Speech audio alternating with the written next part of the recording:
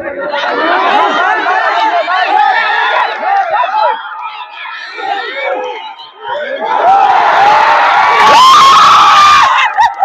একবার চলে এসেছি মাঠে।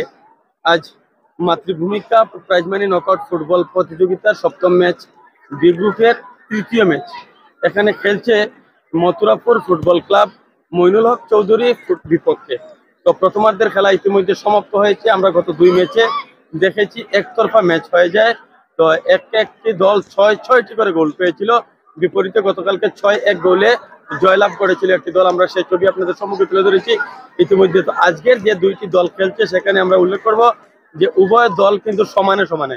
ইতিমধ্যে প্রথমার্ধের খেলা সমাপ্ত হয়েছে। প্রথমার্ধের খেলার সমাপ্তিতে এখনো পর্যন্ত কোনো দল কোনো গোল পায়নি। যে বিষয়টি আমরা উল্লেখ করব, প্রথমার্ধের খেলার সমাপ্তিতে এখনো পর্যন্ত কোনো দল কোনো গোল পায়নি। মথুরাপুর 0 এবং মইনুল হক চৌধুরী মেমোরিয়াল ক্লাব 0। তো প্রথমার্ধের খেলা সমাপ্তিতে উভয় দল সমতায় রয়েছে। এখানে এই মুহূর্তে এখানে যারা দর্শক রয়েছেন, যারা বাস্তব উপস্থাপনকে ভালোবাসেন, তো আমি ঠিক গ্যালারি থেকে তাদের ভাষ্য আপনাদের সম্মুখে তুলে ধরতে ঠিক এই মুহূর্তে আমি গ্যালারিতে রয়েছি। আমি তাদের বক্তব্য আপনাদের সম্মুখে তুলে ধরার চেষ্টা করব ঠিক এই মুহূর্তে। একটা বিষয় সুস্পষ্ট, আপনারা ভালোবাসেন দেখেই আমরা ভিডিও বানাতে উৎসাহ পাই।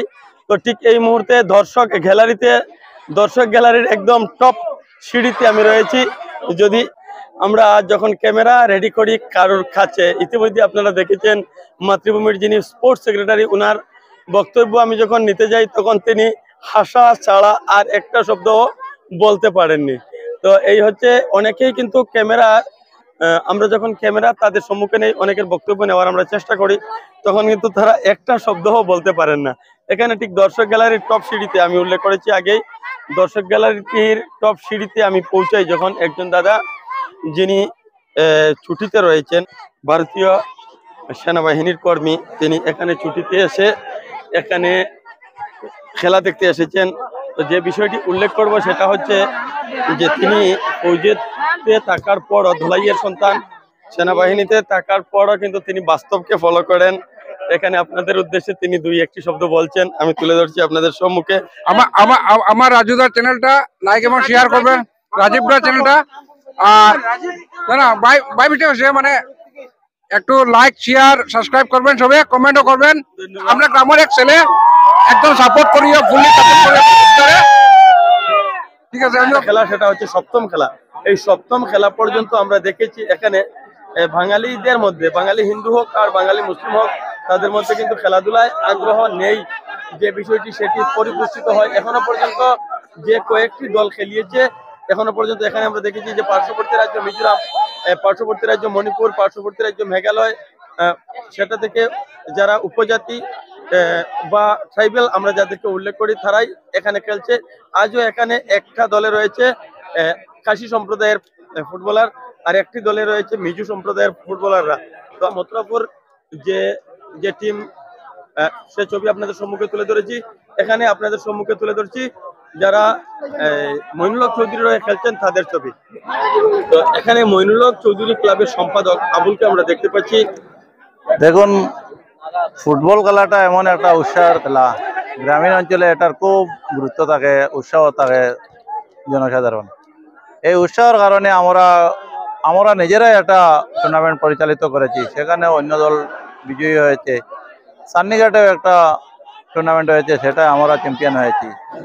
চান্নিঘাট টিমুকা যে আমরা চ্যাম্পিয়ন হয়েছি, সেই টুর্নামেন্টে প্রথম থেকে নিয়ে ফাইনাল পর্যন্ত চ্যাম্পিয়ন হওয়ার খেলায় আমাদের যেমন ময়নাভাই রয়েছে, উনি এত ভালো খেলেছেন, এই চ্যাম্পিয়ন হওয়ার ওনার বহুত ভূমিকা ছিল। কিন্তু আজকে ওনাকে বসে রেখে আমাদের জুনিয়রদেরকে খেলার সুযোগ দিয়েছি যে আমাদের। তো আজকের উভয় দল কিন্তু সমানে সমানে। এখানে উল্লেখ করা হচ্ছিল যে আজকের খেলা হয়তো টাই ব্রেকারে যেতে পারে। আমরা প্রথমার্ধকে দেখি গোল শূন্য, কিন্তু দ্বিতীয়ার্ধের যেটা খেলা, দ্বিতীয়ার্ধের খেলার মাত্র 1 মিনিটের মাথায় মথুরাপুর 1 গোল পেয়ে গিয়েছে। ঠিক এর সময়ে মথুরাপুর 1 গোলে এগিয়ে রয়েছে। আজকের যেটা খেলা আমরা উল্লেখ করবো আপনাদের সম্মুখে, উভয় দল কিন্তু সমানে সমানে খেলছে। এখানে দর্শক গ্যালারিতে যে সমস্ত দর্শক এবং যারা গেস্টরা রয়েছেন তারা উল্লেখ করছেন খেলা হয়তো শেষ পর্যন্ত টাই ব্রেকারে যেতে পারে। এখনো আমরা দেখেছি যে মথুরাপুর 1 গোল পেয়েছে, যথেষ্ট সময় রয়েছে, দ্বিতীয়ার্ধের খেলা মাত্র শুরু হয়েছে। সেই দ্বিতীয়ার্ধের খেলার শুরুতেই কিন্তু মথুরাপুর গোল পেয়ে যায়। বিশিষ্ট সময়ে সমতায় ফিরতে চেষ্টা করবে মইনুল হক চৌধুরী মেমোরিয়াল ক্লাব, তৎসঙ্গে গোল পার্থক্য বাড়িয়ে নিতে চেষ্টা করবে মথুরাপুর। তো দ্বিতীয়ার্ধের 5 মিনিটের মাথায় পরপর 2টি গোল পেয়ে গিয়েছে মথুরাপুর।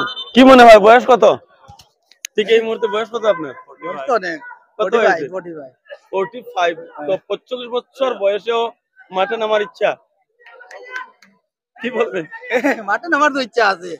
সকলেরই পরিচিত মইনুল হক চৌধুরী ক্লাবের সভাপতি যিনি রাজীব আহমেদ লস্কর, আমরা উল্লেখ করবো ঠিক এ সময়ে উনার বয়স 45।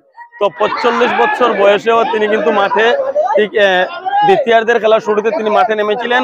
তো ইনজয়ের কারণে ওনাকে মাঠ ছেড়ে চলে আসতে হয়। এখানে আমরা ওনার সহিত কথা বলছি, ওনার বক্তব্য আপনাদের সম্মুখে তুলে ধরছি।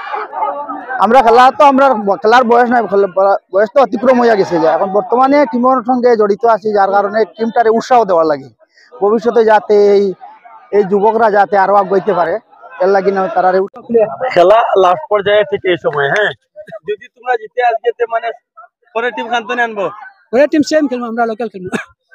লোকাল খেলবো। আমরা প্লেয়াররা আগে বাড়াইতে বাইবার মন, এখন হাই আগলে তো পরে প্লেয়ার বাড়বো, আমরা নিজের প্লেয়ার বাড়তো না আগে দিয়ে।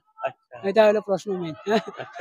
আমরা নিজে প্লেয়ার খেলো, একটু মানে খেলা শিখবো, বড় প্লেয়ার খেলে ওইটাই আমরা। তো সমাপ্ত হয়েছে খেলা ঠিক এই মুহূর্তে। মথুরাপুর 3 এবং মইনুল হক চৌধুরী মেমোরিয়াল ক্লাব 0। 3-0 গোলের ব্যবধানে জিতে মাতৃভূমি কাপ 2024 দ্বিতীয় রাউন্ডে খেলার ছাড়পত্র আদায় করে নিয়েছে ফুটবল ক্লাব, এবং 0-3 গোলে হেরে মাতৃভূমি 2024 প্রতিযোগিতা থেকে বিদায় নিল মইনুল হক চৌধুরী মেমোরিয়াল ক্লাব। তো ঠিক এই মুহূর্তে man of the match trophy দেওয়া হবে, আমরা সেই ছবি আপনাদের সম্মুখে তুলে ধরবো। তার আগে বলতে চাইছি, এখানে আমরা দেখেছি খেলার প্রথমার্ধ যখন উভয় দল ছিল সমানে সমানে, দ্বিতীয়ার্ধের খেলায় সম্পূর্ণ সেই হারিয়ে ফেলে মইনুল হক চৌধুরী দল। মইনুল হক চৌধুরী আজ যে দল খেলিয়েছে সেই দলে মিজোরামের অন্তত 7 জন প্লেয়ার ছিলেন। তার পরবর্তী সময়েও সম্পূর্ণ স্থানীয় প্লেয়ার খেলিয়ে মথুরাপুর, মূলত ঝাড়লতলা যেটা খাসিয়াপুঞ্জি সেই পুঞ্জিরি, তো তারা স্থানীয়ভাবে খেলে আজ মইনুল হক চৌধুরী মেমোরিয়াল ক্লাবকে দ্বিতীয়ার্ধের খেলার শুরুর প্রথম 5 মিনিটে পরপর 2টি গোল দিয়ে দেয়, এবং অন্তিম সময়ে আমরা দেখি আরো একটি গোল পায়।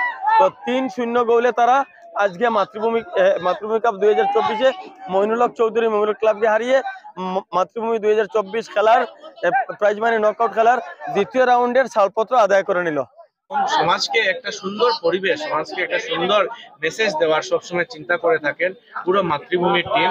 আজকে সত্যি ওনারা যেভাবে কাজ করে যাচ্ছেন, ওনার এই ধলাইতে, আমাদের শুধু ধলাইতে ছড়িয়ে নয়, এত অঞ্চলে আমাদের সমষ্টিতে নয়, আমাদের বরাকবেলিতে এবং আসামেও ওনাদের যে নাম, সেই নাম ছড়িয়ে যাচ্ছে। ওনারা ভালোভাবে কাজ করছেন।